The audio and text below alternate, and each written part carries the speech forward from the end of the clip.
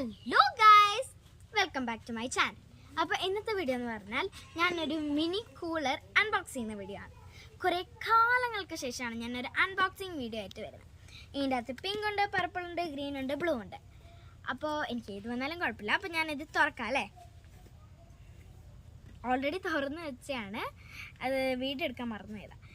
ഞാൻ എടുത്തു. ഇതാണ് എൻ്റെ മിനി കൂളർ. കണ്ടോ ഫ്രണ്ട്സ്, ഇതാണ് എൻ്റെ മിനി കൂളർ.